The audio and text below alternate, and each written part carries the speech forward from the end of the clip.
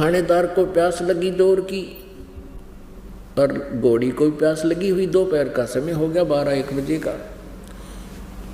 अब देखा कि किसान के खेत में पानी चल रहा है, तो दरोगा जी अपनी घोड़ी पर सवार यूं का यूं आया और उसने घोड़ी को पानी पीने के लिए, जहाँ वो रहट से पानी तुरंत गिर रहा था, वहाँ पीने के लिए थोड़ा सा जगह होती है, पानी थोड़ा रुक जाता है, वहाँ लेकर आया और उसकी चूं चूं को, उसमें जो चरचूं की आवाज़ आ रही थी, उससे घोड़ी बेदक गई और 1 किलो 200 फुट जाकर डटी। अब दरोगा जी ने उस किसान पर डांट लगाई कि किसान, ये चूं चूं बंद कर दे, मेरी घोड़ी डरती है। अब किसान ने वो रेट रोक दिया, बैल रोक दिए। अब वहाँ से जब वो घोड़ी को निकट लाया, क्योंकि वहाँ मरुस्थल, ये बालू रेत सूखी ज़मीन थी, जब तक वो घोड़ी वहाँ लेकर आया तो वो पानी था वो ज़मीन ने पी लिया। अब उस दरोगा जी ने कहा कि किसान पानी निकाल। किसान ने बैल हाँक दिए, वह फिर चुर्र चूं हुई, घोड़ी फिर डांक मारेगी, 200 फुट फिर जाकर डटी। अब उस दरोगा जी ने फिर कहा किसान इस चूं चूं को बंद कर। उसने बैल रोक दिए और फिर निकट लाया तो वह फिर जल नहीं। कहा जल निकाल। उसने फिर वो बैल हाँक दिया, चूं चूं करके घोड़ी फिर भागी। अब किसान कहने लगा दरोगा जी, जब पानी पीना आती चूं चूं में पीना पड़ेगा ना, दोनों मरोगे तुम।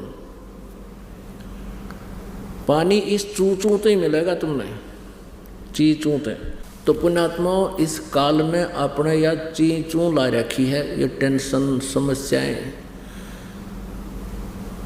और इतना बिजी बना रखा है एक पेट के लिए इस प्राणी को। स्वभाव बन गया इस मन का, घना धन जोड़न का, बड़ी कोठी बनाने का है, और उसकी खातिर सारा दिन धक्के खाता फिरे। एक बार ईंटें लेनी थी हमने, एक भट्ठे के मालिक के घर चले गए दोपहर ने 12 बजे। पता लगा कि वो तो भट्ठे पर गए हुए हैं और वहाँ उनकी कोठी, बहुत बड़ी कोठी बना रखी, उसमें एसी लग रहे, कूलर लग रहे। तो हम फिर उस भट्ठे पर जाना पड़ा, उससे एक संपर्क साधना था। तो 1 बजे और वो चढ़ रहा भट्ठे का ऊपर, आग दे रखी उसमें, और वो गर्म दोपहर में, उससे मिले, बात हुई। फिर वो कहने लगा मैं तो शाम में 5 बजे बाद जाता हूँ यहाँ से, सुबह आ जाता हूँ 8 बजे। बता, चाट ले उस कोठी ने, सारी दोपहरी तो झूपड़ी में काट रहा है और कोठी बना कर दुनिया में दिखा रहा है। तो ये स्थिति है इस जीव की। अब परमात्मा कहते हैं, यदि हम देखो पुण्यात्मा, परमात्मा कितने दयालु आपके लिए।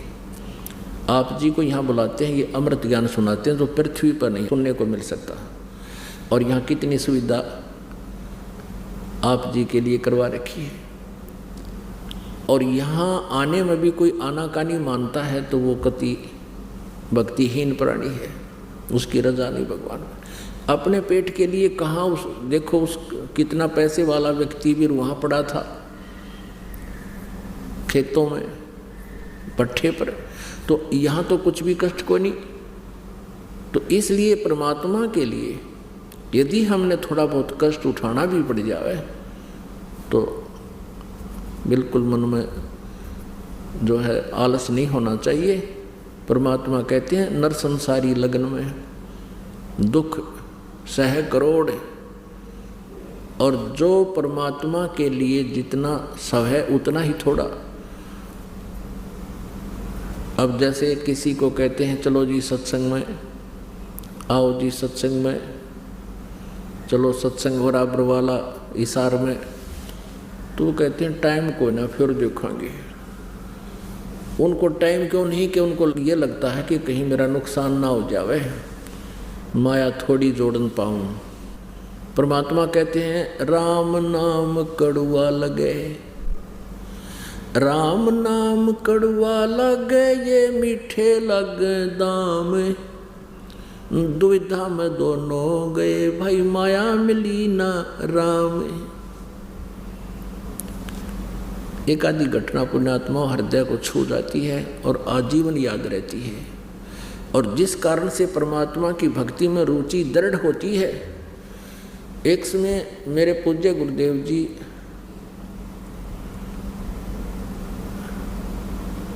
पंजाब के अंदर एक तलवंडी भाई कस्बा है, फिरोजपुर जिला में, उनका मेन आश्रम वहाँ था। मोघा में भी था, खन्ना में भी था, लेकिन वो ज़्यादातर वहीं रहा करते थे। उसके बाद हमारे पूज्य गुरुदेव जी का जो वो तो सतलोक चले गए, उसके बाद इस दास को आदेश दे दिया था। उससे पहले ही 3 वर्ष पहले ही मुझे आदेश दे दिया था इस दास को उपदेश देने का और ये परमात्मा का गुणगान करने का। उसके बाद वहाँ हम सत्संग करने जाने लगे। जब हमारे पूज्य गुरुदेव जी सतलोक चले गए, वहाँ दूसरे रविवार को सत्संग किया करते थे। तो वहाँ हमारे गुरुदेव जी के जो शिष्य थे, उनका कोई रिलेटिव आ गया अपने पूरे परिवार समेत। कोई बूढ़िया की मृत्यु होगी वहाँ पर, एक वृद्धा की, उसके शोक व्यक्त करने के लिए। अब शुक्र ने वो आया, शनिवार को जाने लगा शाम को। तो वहाँ हमारे गुरुदेव जी के शिष्य थे, उन्होंने कहा कि आप कल सत्संग सुनकर जाइयो, 8 बजे सत्संग शुरू होगा। आज शाम ने महाराज जी आवेंगे और 9 बजे शुरू हो जाएगा, 2 घंटे सत्संग होता है। आप फिर चंडीगढ़ चले जाना। उसने चंडीगढ़ जाना था। तो वो कहने लगा कि मुझे बहुत ज़रूरी कार्य है, एक पार्टी आवेगी जिससे मेरा एक एग्रीमेंट होना है। कोई ठेकेदारी का काम करता था और उस एग्रीमेंट में मुझे लगभग 5 लाख रुपए का बेनिफिट होगा और मेरा जाना घना जरूरी है। तो उन्होंने कहा कि आप कल चले जाइए, 11 बजे 12 बजे चलोगे तो 4 बजे तक पहुंच जाओगे। चंडीगढ़ कौन सा दूर है, गाड़ी आपके पास है। वो कहने लगा नहीं आपको नहीं पता, उनके आने के लिए मैंने पहले व्यवस्था करनी है, होटल बुक कराना है, ये करना है। अब वो माना नहीं। शनिवार शाम को वो चल पड़ा। अम्बाला के पास आकर के मारुति कार में पूरा परिवार था, 4 सदस्य थे, एक बेटा एक बेटी, दोनों है पति पत्नी। एक बजरी का लोडेड ट्रक खड़ा था, उसके पिछले 4 टायर निकाल रखे, पिछले और जैक लगा रखे। और उसने तो 5 लाख दिखे थे। नो चंडीगढ़ दोनों ईब पहुंच जा, स्पीड कर रखी। वो उसका माठ हो गई नो की न्यू मारुति पिछली साइड थे। बजरी का लोडेड ट्रक था, वो जय कट गया। पहले तो उस इतनी स्पीड से टकराते मर लिए होंगे, वो चारों के चारों मर गए और लोडेड ट्रक ऊपर पड़ गया, जय कट गया। अब चाट ले उन 5 लाख रुपया ने।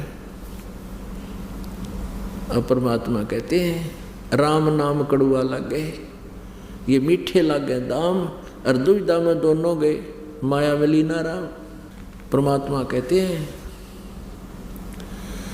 हमारी शरण में यदि प्राणी आ जाता है, सतगुरु शरण में आने से आई टले बुला, जय मस्तिष्क में सूली हो वो कांटे में टल जावे।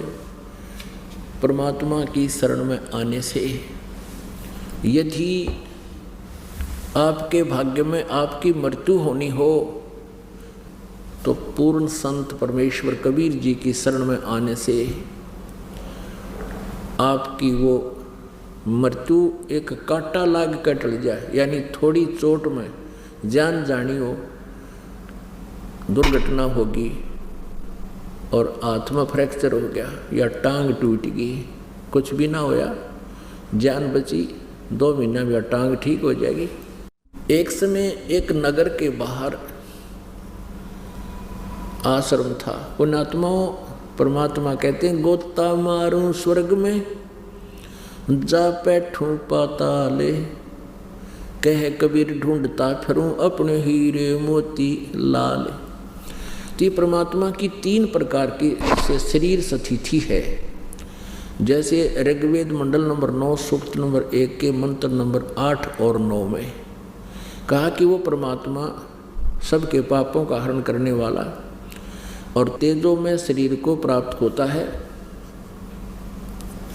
उसका बहुत सुंदर शरीर है और उस परमेश्वर की 3 स्थिति हैं शरीर की। एक तो सतलोक में है वो परमात्मा, वह स्थिर है, वो वहाँ स्थायी तौर पे वहाँ रहते हैं। तो वहाँ उनका शरीर एक रोमकूप में करोड़ सूर्य करोड़ चंद्रमा मिला दे इतनी रोशनी सतपुरुष की सतलोक में है। इतनी शोभा है उस परमेश्वर की। और मनुष्य दृश्य है वो परमात्मा।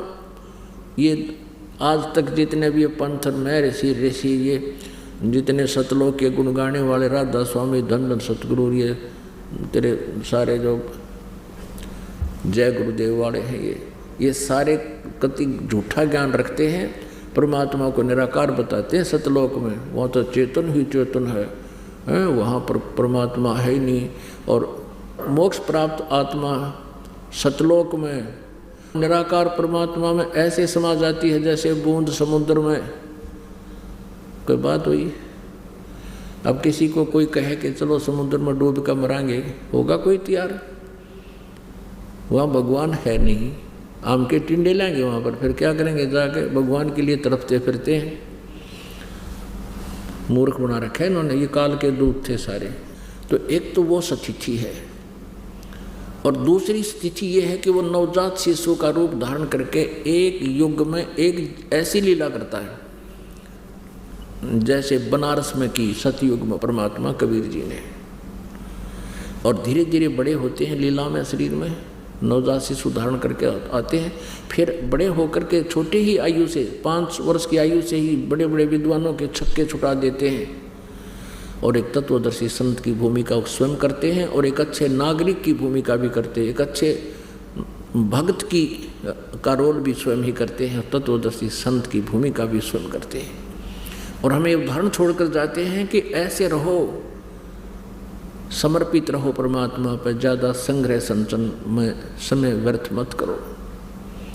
ये दूसरी स्थिति। और तीसरी स्थिति जैसे धर्मदास जी साहब को आकर मिले ऋग्वेद मंडल नंबर 9 सूक्त नंबर 86 के मंत्र 26-27 में, ऋग्वेद मंडल नंबर 9 सूक्त 82 के मंत्र 1, 2, 3 में, ऋग्वेद मंडल नंबर 9 सूक्त 20 के मंत्र 1 में, ऋग्वेद मंडल नंबर 9 सूक्त 96 के 16 से लेकर 20 तक 21 तक, इन मंत्रों में विशेष रूप से ये कहा कि वो परमात्मा सतलोक में रहता है और वहाँ से गति करके आता है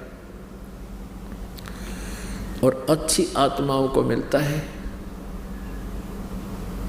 अच्छी आत्माओं को, और उनको ज्ञान से परिपूर्ण करता है, यथार्थ ज्ञान देता है। तो वो परमात्मा ऐसी लीला कौन करते हैं? कबीर देव जी, कबीर साहब।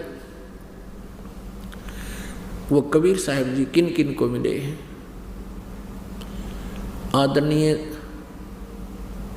धर्मदास जी को, आदरणीय मलुकदास जी को, आदरणीय दादूदास जी को, आदरणीय नानक साहब जी को, आदरणीय गरीबदास साहब जी को, आदरणीय घीसा दास साहब जी को, आदरणीय नामदेव साहब जी को, और भी बहुत से संतों को मिले। लेकिन हम इतना ही जो वेल नोन है उनके बारे में आपको जानकारी देंगे जिससे आपको विश्वास शीघ्र होगा। और इसके अतिरिक्त जब चाहे जहाँ परमात्मा आ जाते हैं। कुछ दिन किसी पहले क्या होता था कि ये गांव में नगरों में कहीं कहीं उनकी यादगार बनी हुई है और वहाँ के अक्षेत्र के व्यक्ति कहते थे यहाँ एक साधु रहा करता था, उसने अपना भेद नहीं दिया, कहाँ से आया था, कहाँ का उनका जन्म था, कभी वो नहीं बताते थे। तो वो परमात्मा आते थे और भक्ति की स्थिति को बनाए रखने के लिए, परमात्मा में आस्था बनाए रखने के लिए वो परमात्मा कुछ समय आते रहते हैं, कुछ समय कहीं रह जाते हैं, कुछ समय कहीं रह जाते हैं। उस क्षेत्र में फिर भक्ति पनप जाती है, मालिक की आस्था बनी रहती है। और ये भगवान जो ब्रह्म है, ये काल ये चाहता है कि ये जीव नास्तिक हो जाए, इनको ऐसी साधना दी जाए जो साधना करते करते थक जाए, इन पर आपत्तियाँ आती रहें, ये नास्तिक हो जाए, भगवान को भूल जाए। वर्तमान में ये सभी पंथ जो राधा स्वामी पंथ, धन धन सतगुरु सच्चा सौदा डेरा सिरसा वाला, जगमाल वाली आला, एक युवा गंगुआ में लठगाड़ रखा ससो मस्ताना, एक जय गुरुदेव, एक दिल्ली में कृपाल आश्रम, और ये हंसा देश वाले सतपाल जी, और ये जिसने बाल योगेश्वर कहे, ये सारे काल के दूत हैं, इनके पास भक्ति नहीं। और इनकी ऐसी दुर्गति हो रही है, इनके अनुयायियों की भी। और फिर ये क्या कहते हैं, भाई कर्म का दंड तो भोगना ही पड़ेगा। ये क्या कहते हैं कि जो प्रारब्ध में कर्म लिखा है वो तो भोगना ही पड़ेगा, इससे भगवान का कोई लेना देना नहीं। आप भक्ति करते रहो, आपका आगे सुख हो जाएगा अगले जीवन में। अब पुण्यात्माओं, दुख होता है पाप से और सुख होता है पुण्य से। आप जी के ऊपर जो आपदा आई है, आपत्ति आई है, वो आपके पाप कर्म से आई है। और कोई ये कहे कि ये तो तूने भोगना ही पड़ेगा, आगे भक्ति कर ले। अरे भले आदमी हो, किसी के पैर में कांटा लग गया हो और उसको पीड़ा हो रही है और कांटा दिखाई ना देता हो, और वो कहे कि मुझे बहुत पीड़ा हो रही है, कोई व्यक्ति उसके पैर को देखकर बताए कि तुझे कांटा लग गया है जिस कारण से तुम्हें ये पीड़ा हो रही है। अब उसका इलाज तो ये है कि वो कांटा निकल जाए, कांटा निकले तो पीड़ा बंद होगी। और कोई न्यू कहे कि कांटा तो लगा ही रहेगा, ये नहीं निकलेगा, जूता पहन ले, आगे कांटा नहीं लगेगा। कांटा लगे पैर में जूता पहना नहीं जा सकता। कांटा निकले, पीड़ा बंद हो, फिर जूता पहना जा। और फिर वो जूता कभी नहीं निकालेगा इस डर से कि कहीं फिर बिजली ना गिर जाए, ए भगवान कदे फिर कांटा ना लग जाए। तो पुण्यात्माओं, आज जिसके ऊपर आपत्ति आई है वो पाप कर्म रूपी कांटा लगा हुआ आपके, और ये कांटा निकाला जाएगा पहले आपका, और फिर आपको मर्यादा बताई जाएंगी कि ये मर्यादा नहीं तोड़ना, बीड़ी शराब मांस तम्बाकू रिश्वतखोरी चोरी जारी नहीं करना, और उपासना नहीं करना, ये मर्यादा है। और ये राम नाम का जाप साधना करना, ये फिर जूता दिया जाएगा आपको। और वो दुखी आत्मा जिसको ये सुख होगा, फिर ये राम नाम के जूते ने कभी नहीं निकालेगा इस डर से ये भगवान कहीं फिर वो कष्ट आपत्ति ना आ जाए। तो इस प्रकार तब ये भक्ति सफल होगी। अब जिन पुण्यात्माओं को ऐसा ऐसा सुख हुआ, मेरे पास इतनी चिट्ठी हो जाती है प्रत्येक सत्संग में, और फिर जब फुर्सत मिलती है पढ़ता हूँ, मेरी आंखों में आंसू आ जाती हैं। ऐसे ऐसे दुख थे इन प्राणियों पर, आज परमात्मा ने ऐसे सुखी कर दिए वो कुछ ही दिनों में। हे परमात्मा, हे दयालु, आपके बच्चे आपको ढूंढ रहे थे, लेकिन आपने आप ही आकर हमें ये बताया कि मैं कौन हूँ और कहाँ हूँ। हम अभी तक भटक रहे थे। अब फिर उन पुण्यात्माओं को जो कष्ट में थे आज सुख मिल गया। अब उनको जो मर्यादा बता दी गई वो मर्यादा नहीं तोड़ते। उनको जरा सा भी किसी कारण से, जैसे एक बहन मेहंदी ला कर आएगी और हमने उसको कहा भी ये नहीं लानी चाहिए थी, नो बोले जी दोनों कान पकड़ लिए, पता नहीं था मुझे, आगे नहीं लगाऊंगी, बिल्कुल नहीं लगाई। फिर बोल कभी तो किस लिए लगाएंगे, ये ड्रामाबाजी किस लिए कर रहे हैं परमात्मा। जैसे नानक साहिब जी कहते हैं, ना जाने काल की कर डारे किस विध डल जा पासावे, और जिनाते सरते मौत खुड़क दी उन्होंने केड़ा हासावे। अब छोटे छोटे पुण्यात्मा बच्चे भी ये कहते हैं जी मेरा नाम ठीक है, मेरा नाम खंड तो नहीं होगा। और एक कहता है जी इसने फिल्म देख ली, एक दिन टीवी देख रहा था, इसका नाम खंड हो गया। तो वो कहता है जी फिर कभी नहीं देखूंगा मैं। दूसरा बच्चा कहता है फिर नहीं देखूंगा, और ऐसा ही दृढ़ हो जाता। अब बच्चों को जिस रंग में अब रंग देंगे सदा वो उसी रंग में रंगे रहेंगे। अब हमने किस रंग में रंग दिए, ये फिल्मी गाने देखे हैं डिशों डिशों, और फिर फिल्मी गाने गाँव में, और कमरे में अकेले होते ही बाण भाई नाचे नहरे नहरे, ये बकवास भर्दी कालना हमारे अंदर। और वो सब अड़ंगा हटा करके ये एक सुचारू जीवन इस पुण्यात्मा को यहाँ दिया जाता है, जीने के लिए कहा जाता है। तो इस प्रकार पुण्यात्माओं एक नया समाज होगा, एक ऋषि समाज बनेगा। अब ये सभी भगवान से डरने वाले हो जाएंगे। आप चोरी करके, रिश्वत ले करके आप धनी बनना चाहते हो, सपने में भी नहीं बन सकते। ये सत्कर्म मान लेना। और वो पाप रह जाएंगे अलग। जैसे एक व्यक्ति बता रहा था, अपने आत्मा में सत्संग को सुनकर जागृति आती है, आत्मा तड़प उठती है और एकदम सतर्क होती है कि सचमुच हम गलत कर रहे थे। अब जैसा ही परमात्मा का ज्ञान है, इसको सुनकर आत्मा एकदम सचेत हो जाती है। उसको अपने किए हुए कर्मों पर सोचना पड़ता है। अब सत्संग में बताया जाता है कि जो तुम्हारे भाग्य में है वही मिलेगा। ये थी आप जी ने 2 नंबर का काम करके, किसी का मिलावट करके, रिश्वत लेकर और 2 पैसे अधिक इकट्ठे कर भी लिए, तो वो पैसे ऐसे स्थान पर लग जाएंगे, या तो कोई बालक बीमार हो जाएगा, या कोई पशु की मृत्यु हो जाएगी, या कोई मुकदमा शुरू हो जाएगा। अब वो पैसा तो रहा नहीं, वो पाप ज्यों के त्यों रह गए। जो आप जी ने वो पाप, जो पैसे इकट्ठे करने में वो पाप किए थे, वो आप न भोगने पड़ेंगे और पैसा रहा नहीं।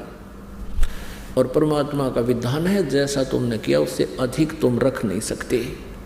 और पूर्ण परमेश्वर की शरण में आने से आपके भाग्य में ना होगा तो भी देगा परमात्मा, यदि आपको आवश्यकता होगी। और वाह्यात की डिमांड करोगे तो यहाँ आपकी वो पूरी नहीं होगी, क्योंकि माया आपकी शत्रु है। और आपको परमात्मा उतना अवश्य देगा जितना आपकी रिक्वायरमेंट रहेगी। परमेश्वर जी कहते हैं कि मेरे से इतनी मांगना, साईं इतनी दीजिए, जा मैं कुटुंब समावे, हम भी भूखे ना रहे, अतिथि ना भूखा जावे। इतनी मांग ली ना आपने, सारा कुछ मांग लिया। अब जो प्रसंग चल रहा है वहीं आते हैं, ये एक अलग चैप्टर शुरू हो जाता है। तो इस प्रकार जैसे जब हमें ये डर हो जाएगा, तो एक व्यक्ति ने ये सत्संग सुना और फिर उसने उपदेश लिया। आज से 10 वर्ष पहले की बात है, 10-11 वर्ष पहले। फिर उसने आप बीती बताई कि मेरा इकलौता पुत्र था और मेरा कुछ ऐसा काम था इस इलेक्ट्रॉनिक सिस्टम का। पहले ये घड़ी आया करती 10-10, 5-5 रुपए की, और बेचा करते 200-200 रुपये में, 400-400, ये स्टार्ट हुई थी जो। और फिर कहा करता मेरे कैसेटों का, ये जो सोनी की कैसेट आया करती इसकी टेप की, सन 73-74 में, ये 75-76 में ये चले थे। तो उस समय कहता जी सोनी की वो कैसेट तो 32 रुपये की होती थी। मैंने डुप्लीकेट सोनी बनाकर जो 2 रुपये में मेरे रिफल समेत पड़ा करती, मैं 32 रुपये में देता था। और वो किसी की चलती तो ना चलती, कोई टेप खराब हो गया, कोई टूटी रहती, ऊपर लेवल सोनी का था। तो कहने का भाव यूँ है कि मैंने खूब पैसा कमा लिया। इकलौता पुत्र था, वो बीमार हो गया। पहले तो लोकल डॉक्टरों से इलाज कराया, फिर जाड़े झपटे आने के, फिर फलाने मंदिर में जाओ, अमरनाथ पर माथा टेकवाया, फिर वहाँ धक्के खाए, सारा पैसा बहुत लग गया। लास्ट में फिर all India medical institute Delhi में चेक कराया, उसके दोनों किडनी फेल पाई। अब जैसे तैसे करके किसी रिश्तेदार ने अपने से वो गुर्दे गर्दा एक किडनी ट्रांसप्लांट करवाई, लड़का स्वस्थ हो गया। उसका 3 लाख रुपये, 3.5 लाख रुपये टोटल लग गए।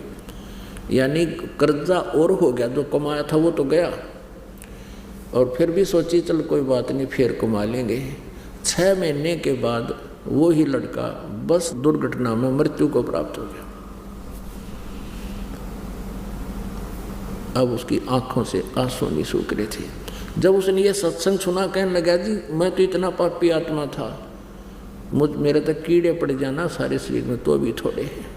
परमात्मा के सत्संग से, ज्ञान से मेरी आँख खुल गई, और आँख न खुल गई, वह बीत चुकी थी।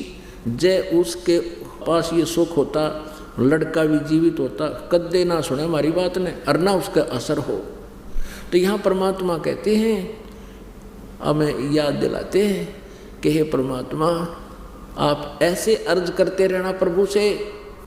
परमात्मा अपने आप पे कह के हमारे लिए एक संकेत करते हैं कि परमात्मा से ये अर्ज करना कि सुख के माथे पत्थर पड़ो, जिस दिन नाम हृदय से जा, और बलिहारी उस दुख के जो पल पल नाम रटावे।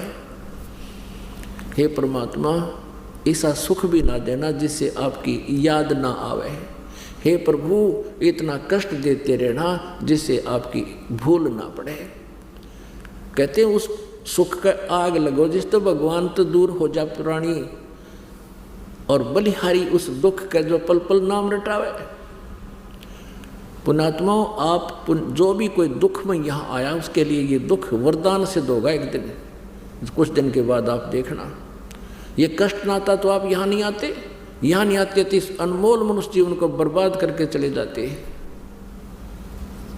तो इस प्रकार परमात्मा की भक्ति तत्व ज्ञान से उभरती है, आत्मा जागती है। तो परमात्मा बताते हैं कि जैसे वो दंपति पूरा परिवार था और उनके पास इतना समय नहीं था एक रात ने डट जा और कल सत्संग सुन ले और अगला दिन भी ना निकला, उनका पूरा परिवार मृत्यु को प्राप्त हो गया। अब चाट ले उस 5 लाख के बेनिफिट ने। तो परमात्मा कहते हैं जब संत शरण में आने से ऐसी आपदाएं भी टला हो, जब वो रुक जाओ तो वो टल जाती, मालिक दया बख्श देते उन पर। सतगुरु शरण में आने से आई टले बला, जय मस्तिष्क में सूली हो वह काटे में टल जा। एक नगर के बाहर, गांव के बाहर एक आश्रम था एक संत का। ये परमेश्वर कबीर जी आते रहते हैं और वो अपना भेद भी नहीं बताते हैं, एक सिंपल वे से रहते हैं। तो वो उस संत के यानी उस परमेश्वर कबीर जी ही थे वो स्वयं। उसने 2-3 आश्रम बता रखे थे कि मेरे 2-3 आश्रम हैं, और प्रत्येक आश्रम में उसने 2-2, 3-3 महीने बांट रखे थे एक वर्ष में। तो जब वो उस नगर में, उस गांव के निकट वाले आश्रम में रहते थे 2 महीने या 3 महीने, उस गांव में उस संत के कुछ शिष्य थे। तो वो क्या करते थे, वो संत वहाँ कोई खाने की व्यवस्था स्वयं नहीं करते थे। नगर से, उस गांव से जो शिष्य थे उन्होंने अपनी ट्रन बांध रखी थी, बारी बांध रखी थी, नंबर बांध रखा था कि आज जैसे एक दिन शुक्रवार का जैसे अरफूल का, और मंगलवार का फिर दूसरे का, बुधवार किसी तीसरे का, ऐसे 10-20 घर थे उन्होंने बांट रखे थे अपने। तो वहाँ उस गांव से एक परिवार से ही उस आश्रम में संत भक्तों के लिए, और जो संत थे उनके लिए 2-4 भक्त रहते थे, उनके साथ भोजन जाता था। एक दिन एक बहन का नंबर आ गया और उसका दूध फट गया। उसने सोचा अपने पड़ोसन से दूध ले आती हूँ, उधारा ले लूँगी, फिर दे दूँगी शाम को या कल दे दूँगी। वो उस एक पड़ोसन के पास गई, वो विधवा थी, उसका इकलौता पुत्र था। अपने आत्माओं किसी के घर कोई वस्तु मांगने जाते हैं तो पहले कुछ शिष्टाचार के नाते कुशल मंगल अवश्य कहा सुना जाता है। उस सत्संग, उस संत की शिष्य बहन ने उस जिसके दूध मांगने गई थी उससे कहा कि बहन कुशल हो, परिवार ठीक है। उस विधवा बहन थी जो, उसकी आंखों में आंसू आ गए। कहने लगी, बहन मेरे जीवन में सुख भगवान ने लिखा है को नहीं। पहले तो पति मरा, आपको पता है, ये पाड़ तो भारी दुख। फिर ये सोची थी इकलौता पुत्र है, जब इसका पिता की मृत्यु हुई, यो 7-8 वर्ष का था। अब ये सोची थी कि ये युवा हो जाएगा, इसे पाल पोस के बड़ा कर दूंगी, अपना काम संभाल लेगा और इसका विवाह कर दूंगी, मुझे सुख का सांस आ जाएगा।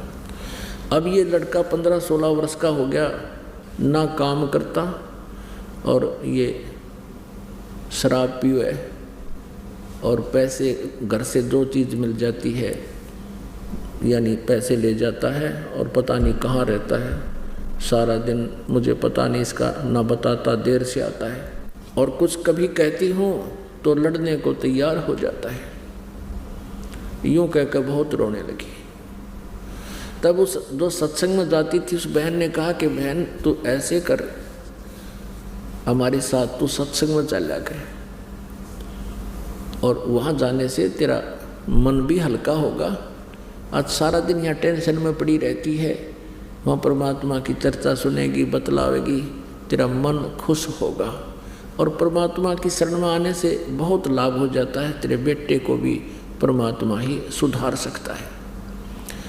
वो कहने लगी नहीं बहन, नहीं नहीं नहीं, ये एक और नया मुकदमा शुरू हो जाएगा। मैं विधवा हूँ और यदि मैं सत्संग में जान लगी तो ये मेरे आसपास के जो जेठ देवर ये ना जीण देंगे, 100 व्यंग कसेंगे, पता नहीं के बात बनाओगे और तुम्हारे तो पति जीवित हैं, तुम्हें तो कोई कह नहीं सकता, मैं नहीं जा सकती।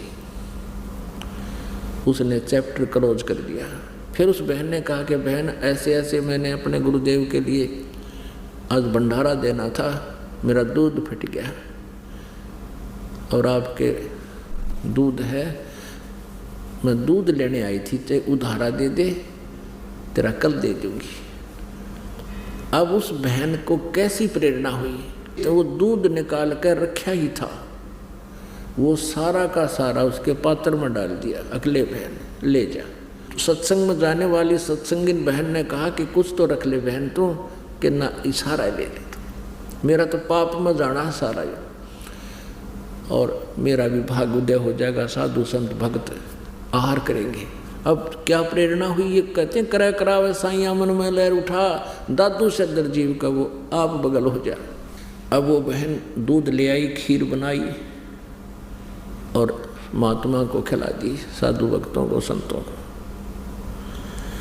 अब वो ये सोचने पर विवश होगी कि मैं भी ऐसे सारा दूध नहीं दे सकती, मैं जबकि भगवान के चरणों में और भगत को आती हूँ।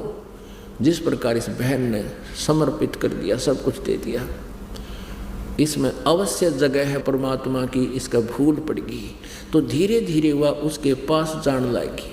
और उस लड़की ने ये कह दिया था बहन उदारा ना लूँ मैं, तो ले जा मेरे पास, ये तो मैं वैसे ही दूंगी। तो धीरे धीरे उसके पास जान लाएगी, भगवान की चर्चा सुना दे, कभी वह 10 मिनट सुने फिर उठ कर चली जाए, कोई काम लग जावे। क्योंकि कहते तुलसी पिछले पाप ते हरि चर्चा ना भावे, और जैसे जबर के बेगते या भूख विदा हो जाए। अब जिसके पाप करने बढ़ जाते हैं उसको राम नाम की चर्चा अच्छी नहीं लगती। जैसे जवर के रोगी को, जैसे मलेरिया के रोगी को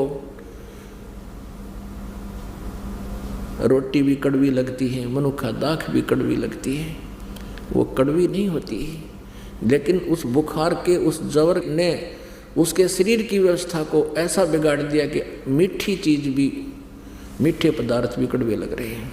ठीक इसी प्रकार जिनके पाप कर्म बढ़ जाते हैं उनको परमात्मा की चर्चा रूपी मनुखा दाख भी कुनीन जैसी कड़वी लगती है।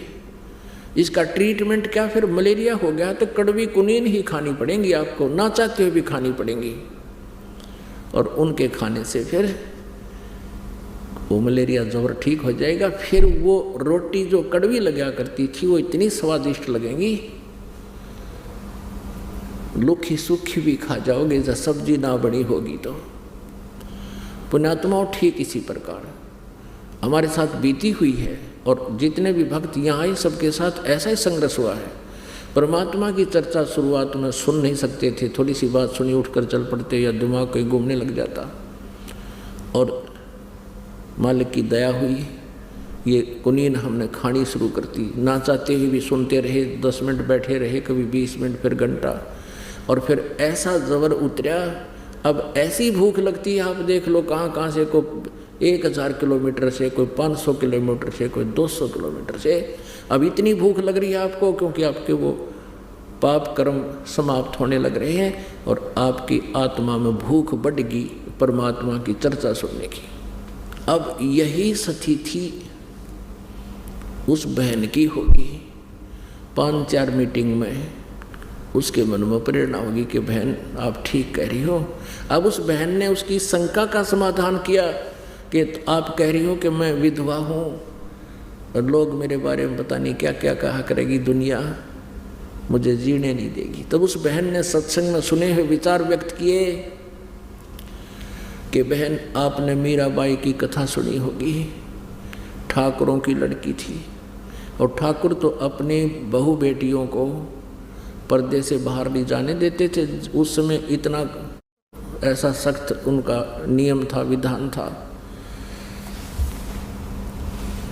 और उस समय मीराबाई ने कैसा संघर्ष किया, पहले मंदिर में जाने लगी माँ बाप के विरोध के बावजूद भी। फिर उसका विवाह हो गया एक राणा के साथ, राजा के साथ। जब वो मंदिर में जाती थी उसका पति 4 वर्ष के बाद मृत्यु को प्राप्त हो गया था और उसके देवर को गद्दी प्राप्त हो गई थी मीराबाई के। अब क्या हुआ, कहते हैं गोता मारू स्वर्ग में जा बैठू पाताल, कह कबीर ढूंढता फिरूं अपने हीरे मोती लाल। सोचल सीधर मैं करूं अपने जन के काज। अब रविदास जी और कबीर जी ये बहुत साथ रहते थे अधिकतर। रविदास जी ने परमात्मा कबीर जी को पहचान लिया था बाद में कि ये परम शक्ति है, इनके पास जो ज्ञान है पृथ्वी पर नहीं है। तो एक दिन रविदास जी और कबीर जी एक भगत के यहाँ सत्संग कर रहे थे और वो भगत का घर उस रास्ते में था जिस रास्ते से मीराबाई मंदिर में जाया करती थी। अब कहते हैं साधु दर्शन राम का मुख पर बसे सुहाग, दर्श उन्हीं को होते हैं जिनके पूर्ण भाग। कबीरा संगत संत की साहिब आवे याद, और लेखे में वो है समय बाकी का समय बाद है। अब मीराबाई ने देखा कि कोई भक्त बैठे हैं, 2 संत बैठे हैं।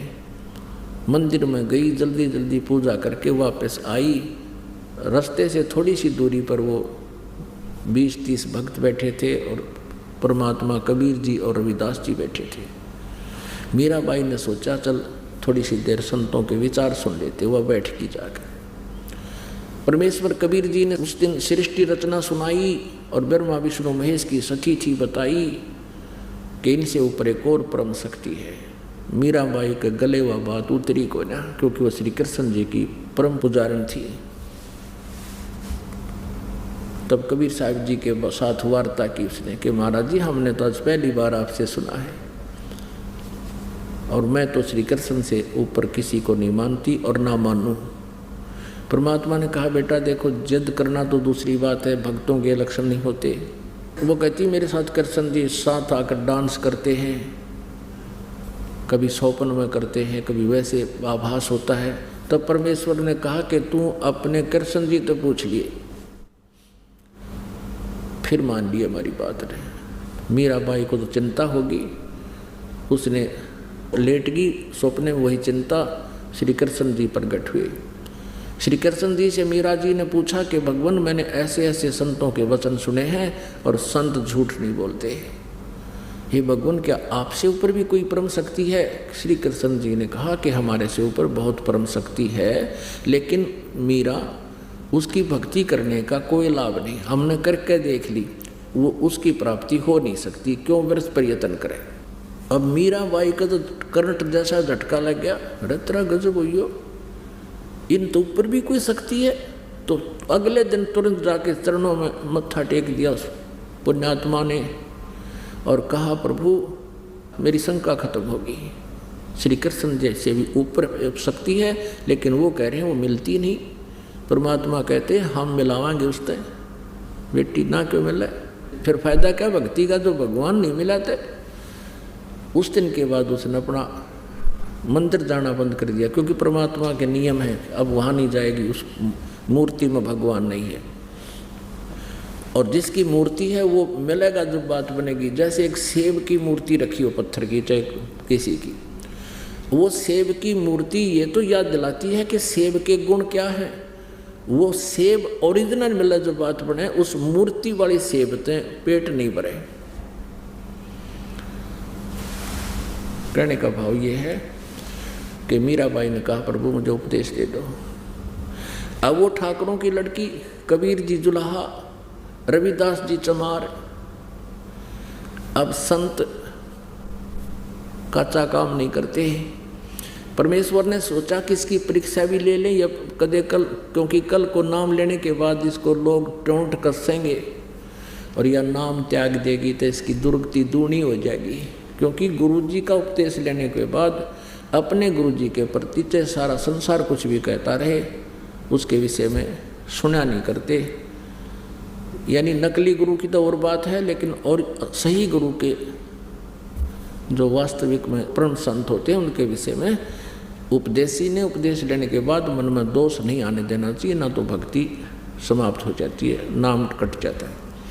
इस उद्देश्य से परमात्मा ने सोचा इसने पक्का करके नाम देंगे, ना इसे नाम नहीं देंगे।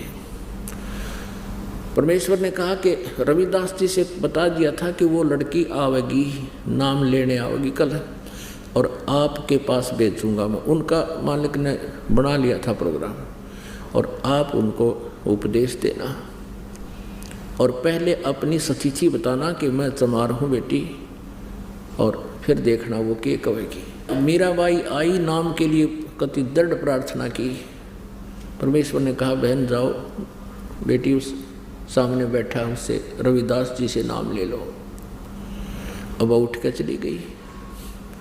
रविदास जी ने कहा कि बेटी बहन बात सुन ले, मैं चमार जाति से संबंध रखता हूँ, और आज से 600 वर्ष पहले छुआछूत चरम सीमा पर थी, चरम पर थी, और चमार जाति को तो और ज़्यादा ही छुआछूत में गढ़ा गिना करते हैं। और कहा बेटी देख ले, फिर दुनिया तुझे जीने नहीं देगी बेटी। अब वो लड़की कहने लगी कि हे महात्मा जी, आप मेरे पिता, मैं आपकी बेटी, बाढ़ में जाओ, यूँ संसार है, मुझे नाम दे दो। अब रविदास जी ने उपदेश दे दिया। अब वो सत्संग दिन में भी करें और कभी कभी आने लग गए हफ्ते 10 दिन में, फिर वो रात में भी करें परमात्मा। अब वो गुरुजी रात में सत्संग करें, मीराबाई रात को जाने लगी। पहले तो दिन में मंदिर में जाती थी, फिर रात को भी जाना शुरू कर दिया। अब उसके देवर ने सोचा कि पहले तो भाई था, वो अच्छी आत्मा का था, उसने मीराबाई की दृढ़ता को देखकर, निश्चय को देखकर कह दिया था कि कोई बात नहीं, आप मंदिर में जाते रहो, और साथ में 2 नौकरानी भेज देता था। अब पति की मृत्यु होगी, देवर ने सोचा दुनिया थूकेगी, पता नहीं के बात बनावेगी, अन्यों कहेंगे इसका पति रहा को नहीं, अब ये पता नहीं कहाँ कहाँ जाती है, और जनता पता नहीं के बात इसके जब में लाओगी, हमारी बेइज्जती होगी। उसने पहले मीराबाई से कहा कि मीराबाई तू अब कहीं नहीं जाएगी, सत्संग में नहीं जाया करेगी। मीराबाई ने कहा जी मैं नहीं रह सकती, मैं तो अवश्य जाऊंगी। अब उसने सोचा इज्जत का नाश करेगी, उसको मारने की चेष्टा की। एक बार तो विष दिया, जबरदस्ती तलवार लेके खड़ा हो गया। मीराबाई को बहुत भयंकर विष के पी इसने, नौका ने मुँह ला के गट गट पी गई, और कोई असर नहीं हुआ। कहते मीराबाई को मारन लागे जहर का प्याला प्यारे, और पीवत ही अमृत हो गया ठंडा ही यारे। कहाँ तो उस विष ने उथल पुथल मचा देनी थी शरीर में, कहते हो गया अमृत सा गया उस परमात्मा की कृपा से, उस बहन, उस भगतनी के लिए। 1-2 और ट्राई करी उसने, एक सर्प बेच दिया आभूषण के पैकेट में, और बांदी को दे दिया कि मीराबाई को कह दे इसको गले में डाल लेगी। उसको पता था, सर्प देने वाले ने कह दिया था सपेरे ने, एक बार ढक्कन खोलते माथे में डंक मारेगा। अब जो ही उसने मीराबाई को ये आभूषणों का डिब्बा पहुंचाया, पैकेट, और मीराबाई को कह दिया गया था बांदी के माध्यम से कि इसको गले में डाल लेगी, ना मेरी बेइज्जती ना करवाइए, मेरे छोरे का जन्मदिन है आज। वो राणा कहने लगा, और रिश्तेदार नाती आएंगे और यूँ कहेंगे कि अपनी भाभी को यूँ ठीक ढंग से नहीं रखता, इस हार ने पैर लेगी। था उसमें सांप। अब मीराबाई ने खोला उस बांदी के सामने, यादें सुनते उसने सोचा ले पहन लेती हूँ, मेरे लिए तो मिट्टी है यूँ, ना और दुखी करेगा, खाम खा मतलब टेंशन पैदा करेगा। उसने खोला तो हार पाया, सांप नहीं था, हार था, एकदम गले में डाल लिया। अब थोड़ी देर के बाद वो पहुंचा, राणा के मर्गी होगी, शोर मचा दूंगा, क्यों हो गया, सांप लड़ गया, सांप लड़ गया, रिश्तेदार आ रहे हैं और बात खत्म हो जाएगी। अब उसके देवर ने जाकर देखा, वो इतना सुंदर हार पहने बैठी। अब कहता ये हार कहाँ से लाई तू, बद चलन। अब वो कहने लगी जी आप मुझे जीने नहीं दो, आपने भेजा था ये, अभी तो आपने भेजा है। वो बांदी बुलाई, नौकरानी बुलाई कि ये इसमें क्या था, जी यही था, मेरे सामने खोला इसे, अपने सामने बंद करवा कर बांदी को दिया। बांदी पता नहीं था इसमें क्या है, उस नौकरानी को। उसने सोचा भाई कमाल हो गया, लेकिन उस दुष्ट आत्मा के फिर भी ये यकीन नहीं हुआ, क्यों देवी ने सतावे तो इज्जत के ठेकेदार ने। फिर ने सोची तो यूं तो नाम रहा। अगले दिन उसने स्वयं ने सोची अक मैं रात ने इसने काट दूंगा तलवार से, तलवार लेकर चल पड़ा और कुआड़ा में मारी लात, दोनों किवाड़ियों खुल गए एकदम। सामने इतना मोटा सर्प और इतना ऊंचा, एकदम उठकर उसके माथे की तरफ डंक मारना चाहा। वो तो उल्टा कुला कर गया ना कोई दूर तक, जब जान बची। अब उसने सोची भाई या तो कोई न मरे, और इज्जत का नाश हो गया। तब उसने उसकी माँ को बुला लिया, उसको कहा कि मौसी तू समझा दे, इसने हमारा नाश कर दिया इज्जत का, या मानती नहीं। अब वो लड़की जो है वो बहन सत्संग में जाया करती थी, वो ये कथा उसको सुना रही है, उस विधवा बेटी को, बहन को, जिसका बेटा तंग करता था। अब क्या बताती है, माँ और बेटी की क्या वार्ता होती है। सत्संग में जाना मीरा छोड़ दे, सत्संग में जाना मीरा छोड़ दे, हाय मारी लोग करें तकरार, सत्संग में जाना मीरा छोड़ दे, हाय मारी लोग करें तकरार, सत्संग में जाना मीरा छोड़ दे, सत्संग में जाना मेरा ना छूटे री, सत्संग में जाना मेरा ना छूटे री, हारी चाहे जड़ कमरो संसार, सत्संग में जाना मेरा ना छूटे री, हारी चाहे जड़ कमरो संसार, सत्संग में जाना मेरा ना छूटे री,